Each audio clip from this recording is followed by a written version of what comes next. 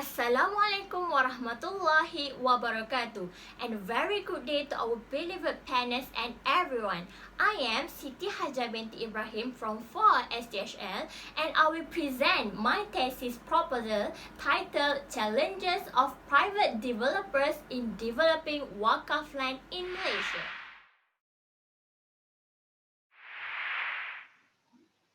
Based on the development of this WAQF property, there are several methods that can be used to produce this WAQF land, including rental existing WAQF assets to tenants, doing agriculture and livestock activities on WAQF land, and making development on this WAQF site.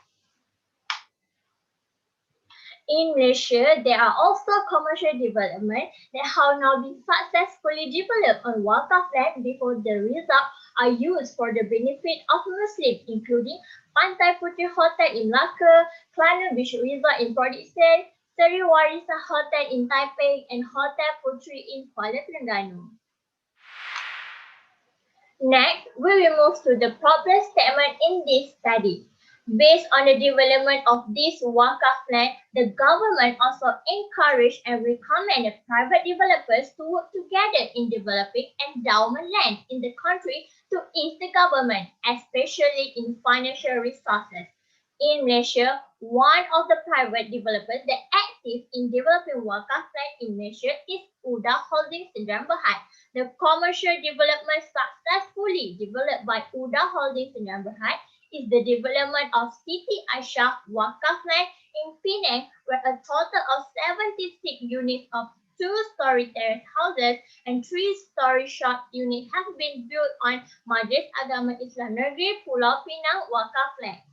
However, according to the former director of UDA Holdings Sdn Bhd, Datuk Nur Jazlan Muhammad has stated that the most developers do not participate in developing of WAQF land. This is because in developing WAQF land is not an easy thing, and there are some issues that arise related to this WAQF land.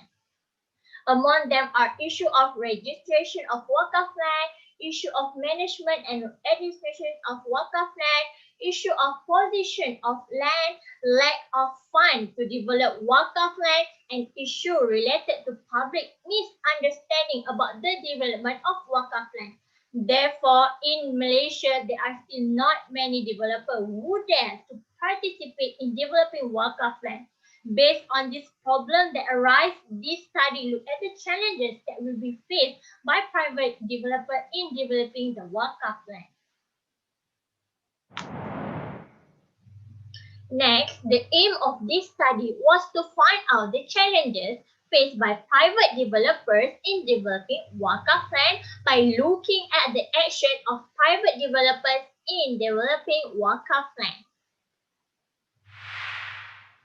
Next, we will move to the objective of study. The objective of this study are divided into two, which is the first objective of this study is to identify the methods of developers in developing WAQF land in Malaysia. Next is to study the challenges faced by private developers in developing WAQF land. The scope of this study will focus on the finding out the method by private developers in developing WAQF land in the country. Therefore, in this study, private developers will be given emphasis to know more deeply about the obstacles in developing WAQF land and to know why there are still many developers out there who are not active in developing WAQF land in Malaysia. Next, the significance of this study divided into three. Firstly, to the statement Islamic Religious Council, MAIN, based on the suggestion and solution to the problem of abandoned WAQF land, MAIN can make this study as a reference in managing WAQF land better and smoothly with the cooperation of private developers. Next, this study will help researchers and academics can make this study as additional reference in future study with respect to WAQF properties. Indirectly can educate the community about WAQF land more clearly. Lastly, the important significance in this study for the private developer can make this study as additional reference in effort to develop WAQF land and can help convince many more private developers in developing WAQF land in Malaysia more productively. Next, we will move on the literature review of this study. Based on some reading and understanding, first, the important things need to know is the meaning of land. Based on the land law in Peninsular Malaysia, land is defined in Section 5 as the surface of the earth and all things that make up the surface of the earth, below the surface of the earth and everything in it. All plant and other natural products, whether above or below the surface of the earth, all things attached to the earth, whether above or below the surface of the earth, and the ground covered with water. The connection between land and WAQF is because the practice of WAQF is not limited to the construction of mosques alone, but activities such as development also include all welfare practice, such as endowing land for specific purpose that can help towards the socio-economic development of the Ummah. In addition, in Malaysia, there are a large amount of land is endowed and is still idle and disrupted to be developed.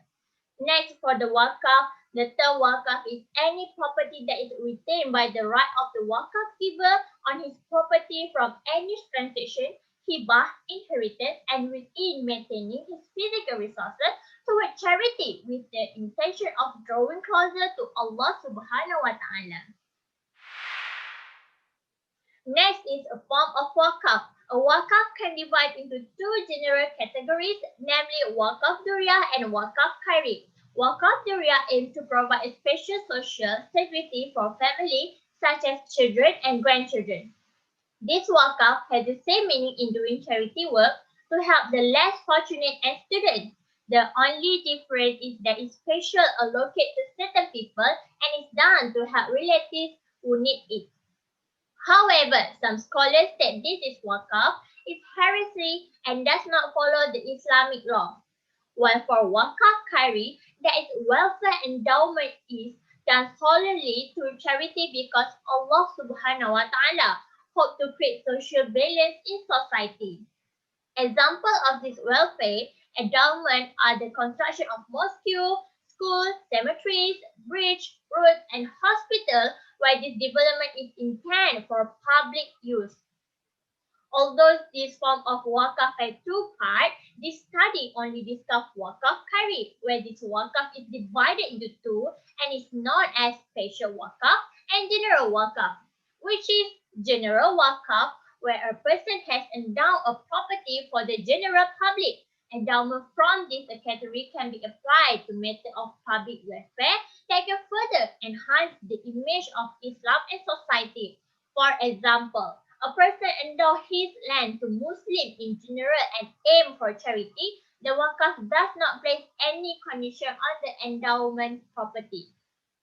A special endowment is endowment that has a specific purpose that has been set by the endowment. For example, the WAQF has endowed a piece of land to be used as a cemetery or endowed the land for the poor. Next, we will move to the method that used in developing WAQF land in Malaysia. First, we had BOT, which is Build, Operate and Transfer. WAQF property development using BOT financing is one of the modern development financing methods. This financing is known as the method of build, operate, and move, or better known as BOT. This method is an agreement made between the unit of Islamic financial and banking institution and the unit of endowment institution in developing construction projects.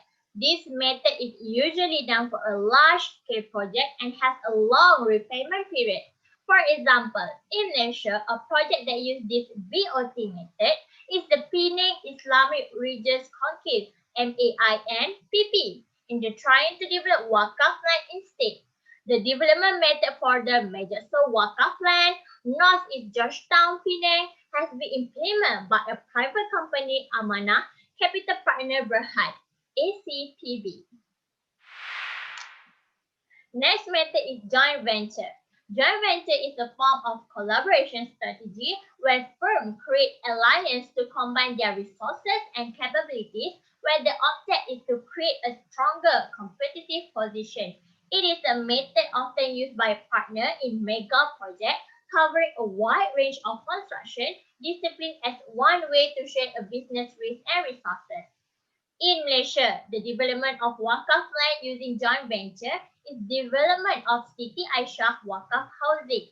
This project is involved cooperation from private developers where the Religious Council Pening State Islamic State MAINPP has appointed UDA Holdings Sdn Bhd as the development developer with all development and financing costs borne by UDA. Apart from that, if the successful development of this WAQF plan also involves cooperation from the federal government through the involvement of the WAQF and Haji Department, Jauhar, and Yayasan WAQF, WYM. In this method, MAIN provides potential land while the funds channeled through the Jauhar or YWM are through the NIS Malaysia Plan, non-MP.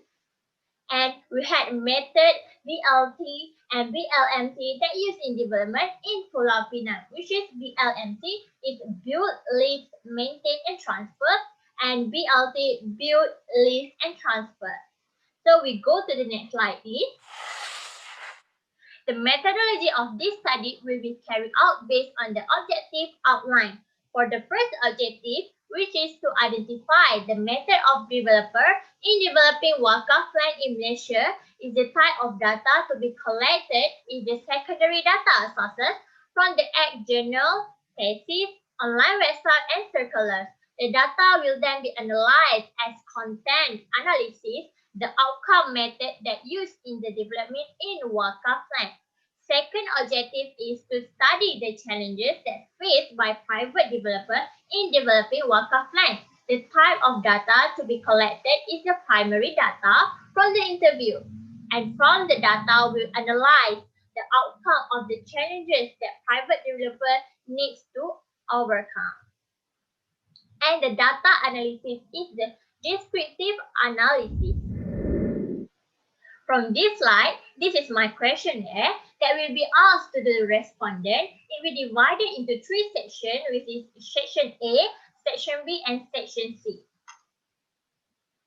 Next is expected finding of this study. We also refer to the objective and the aim of this study, which is the study aspect and the method used for developers in developing a WAQF property as well as examining the challenges faced by private developers in developing WAQF land in Malaysia. As conclusion, this abundant WAQF land in Malaysia can be reduced if many private developers are involved, and the challenges that faced by private developers in developing WAQF land, it can be overcome in many ways. This is some of my reference of my study. And that is all from me. I appreciate your attention, and if there is any question regarding my thesis proposal, I'll be ready to answer. So that's all from me. Thank you.